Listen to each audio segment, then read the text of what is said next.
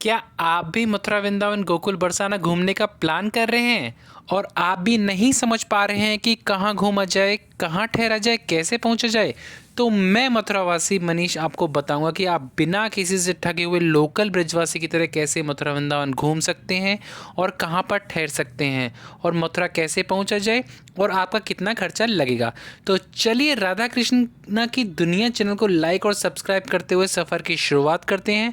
सबसे पहले मथुरा वृंदावन कैसे पहुंचा जाए, तो मथुरा आप ट्रेन से पहुंच सकते हैं और आपको मथुरा जंक्शन के लिए ट्रेन लेनी होगी। मथुरा जंक्शन भारत के सभी एरिया से वेल कनेक्टेड है।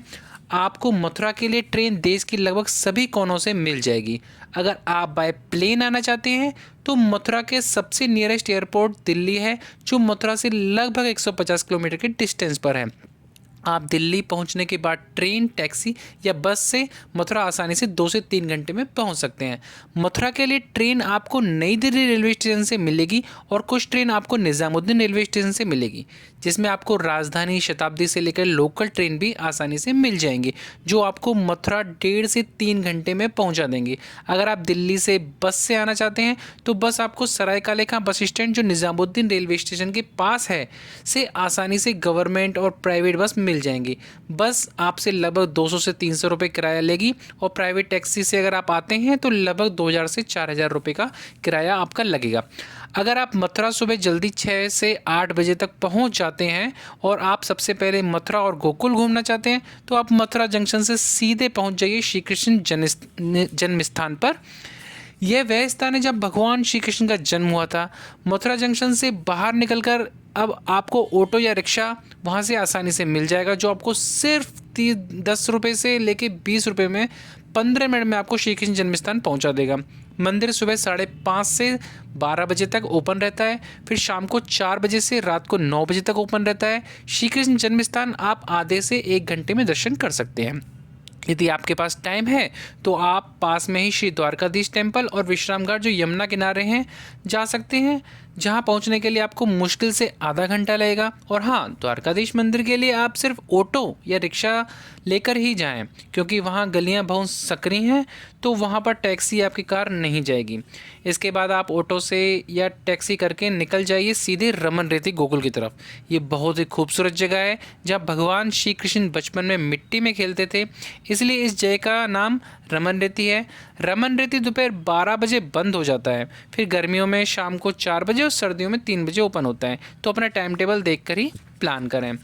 अगर आपके पास समय की कमी नहीं है तो आप रमन रेती के पास ब्रह्मांड घाट और चिंताहरण महादेव भी विजिट कर सकते हैं, जो रमन रेती के बिल्कुल पास है और जिन्हें आप दोपहर के टाइम भी विजिट कर सकते हैं, क्योंकि ये स्थान दोपहर में बंद नहीं किए जाते हैं।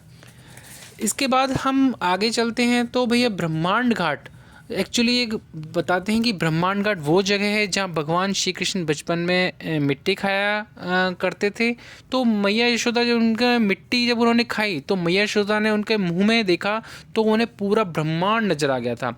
तो इसको देखकर यशोदा मैया डर गई थी और उन्होंने भगवान शिव की पूजा की थी और भगवान शिव ने उनकी चिंता दूर की थी। यही स्थान चिंताहरण महादेव है। अब अगर आप दोपहर के खाने का प्लान कर रहे हैं तो आपको गोकुल से ऑटो लेकर जाना है मथुरा। वहाँ आपको नए बस स्टैंड के पास अच्छे खासे रेस्टोरेंट मिल जाएंगे। बस स्टैंड से आपको सीधे ऑटो या बस लेकर वृंदावन पहुँच जाना है। सिटी बस आपको बस स्टैंड से पास में ही भूतेश्वर तिराहे से मिल जाएगी या फिर आपको वहीं बस स्टैंड से ही मिल जाएगी, जो आपको 25 से 30 रुपये में आसानी से 30 से 40 मिनट में वृंदावन पहुंचा देंगे। इसके अलावा आप शेयर ऑटो भी कर सकते हैं, जो आपको 20 रुपये में वृंदावन पहुंचा देंगे। वृंदावन में आप सबसे पहले श्री बांके बिहारी टेम्पल पहुंच जाइए, जो आपको 10 रुपये में रिक्शा से अटल्ला चुंगी नामक स्थान से या वृंदावन बस स्टैंड से मिल जाएंगे। बांके बिहारी मंदिर की पूरी जानकारी उनकी हिस्ट्री मैंने अपने पुराने वीडियो में दी हुई है, तो आप वो वहाँ जाकर देख सकते हैं।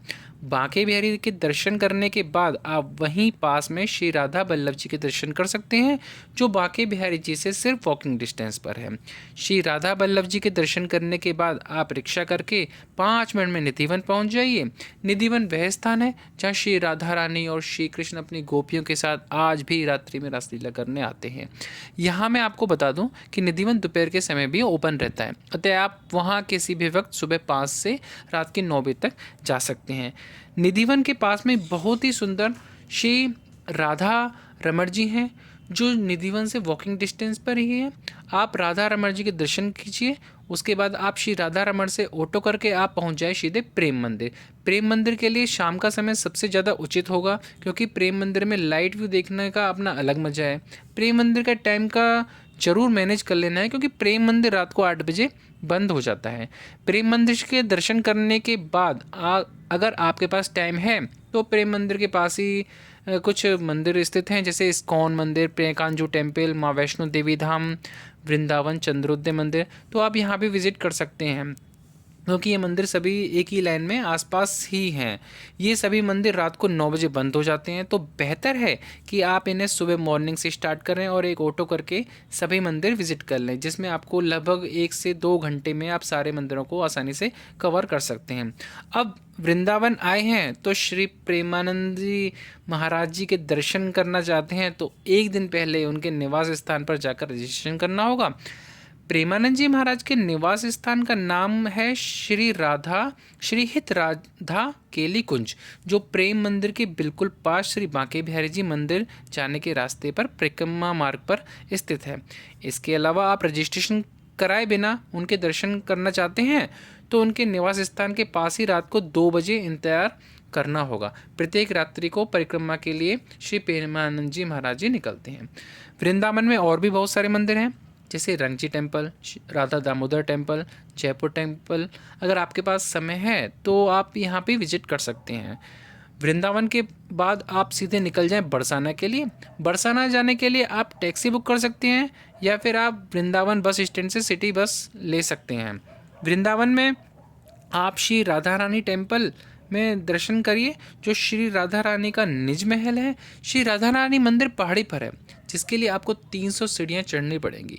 अगर आप टैक्सी पर अपनी कार से जा रहे हैं तो सीधे ही आप बरसाना बस स्टैंड के पीछे के रास्ते से अपनी गाड़ी को ऊपर पहाड़ी पर चढ़ा सकते हैं और वहाँ पार्किंग बनी हुई है, वहाँ पार्क कर सकते हैं, जिससे आपका 300 सीढ़ियों का जो चढ़ना है वो बच जाएगा। बरसाना मंदिर भी दोपहर में बंद रहता है, तो इसी हिसाब से अपना टाइम मैनेज करके चलें।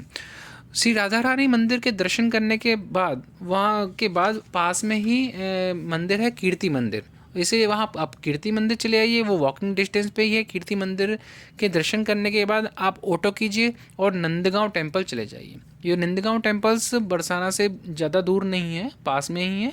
और टेम्पल में वहाँ उस टेम्पल में भगवान श्री कृष्ण अपनी पूरी फैमिली के साथ विराजमान है। तो इस तरीके से हम देखते हैं कि आपका पूरा मथुरा, वृंदावन, गोकुल, बरसाना का पूरा विजिट यहीं कंप्लीट हो जाता है। और बरसाना बस स्टैंड पे आप जाएंगे और बरसाना बस स्टैंड से आपको सीधे मथुरा जंक्शन के लिए वापस से सिटी बस आसानी से मिल जाती हैं। तो अब आप आते हैं कि कहाँ ठहरा जाए। तो भाई देख, ठहरने के लिए तो मेरे हिसाब से ठहरने के लिए आपको मथुरा और वृंदावन में आपको 200 रुपये से की धर्मशाला, आश्रम से लेके 1000 से लेके 4000 तक के भी होटल आसानी से मिल जाएंगे। वृंदावन में ठहरने का सही स्थान प्रेम मंदिर के सामने स्थित होटल है, क्योंकि मैं वो स्थान इसलिए सजेस्ट कर रहा हूँ क्योंकि वहाँ से आपको मंदिरों को घूमने का स्थान बहुत आसानी से मिल जाता है और आसपास ही सारे मंदिर हैं। और वहाँ पर आपको लगभग 1000 रुपये से स्टार्ट करते हुए होटल मिल जाएंगे। अगर आपका बजट अच्छा है और आप किसी अच्छे होटल में रुकना चाहते हैं तो आपको फिर मथुरा जाना पड़ेगा, क्योंकि मथुरा में आपको बहुत अच्छे अच्छे होटल मिल जाएंगे। इसके अलावा अगर आप किसी फेस्टिवल के टाइम वृंदावन विजिट करते हैं तो हो सकता है कि आपको वृंदावन में होटल ना मिल पाए। इसके लिए या तो पहले ही ऑनलाइन बुक कर लें या फिर मथुरा में होटल ले सकते हैं। मथुरा से वृंदावन की दूरी सिर्फ 10 किलोमीटर है, जहाँ सिर्फ आप आधे घंटे में ही आसानी से पहुँच सकते हैं। ठीक है। इसके अलावा वहाँ आपको मथुरा में आपको होटल भी आसानी से मिल जाएंगे, क्योंकि वृंदावन में कई बार ऐसा होता है कि आपको होटल फेस्टिवल पे नहीं मिल पाते हैं, तो मथुरा आपके लिए बेस्ट ऑप्शन होगा। तो ये रही मथुरा वृंदावन की पूरी जानकारी। अगर आपको कोई और जानकारी चाहिए तो मुझे कमेंट करें, मैं आपको उसकी जानकारी दे दूंगा। अगर अच्छा लगा तो प्लीज़ चैनल को लाइक और सब्सक्राइब जरूर कर दीजिएगा। इसके अलावा मथुरा से आप आगरा भी ट्रेन या बस से जा सकते हैं और आप ताजमहल वगैरह भी घूम सकते हैं। तो जो मथुरा से आगरा की दूरी मुश्किल से 50 किलोमीटर की दूरी है, तो 1 घंटे में आप आसानी से पहुंच सकते हैं। राधे राधे।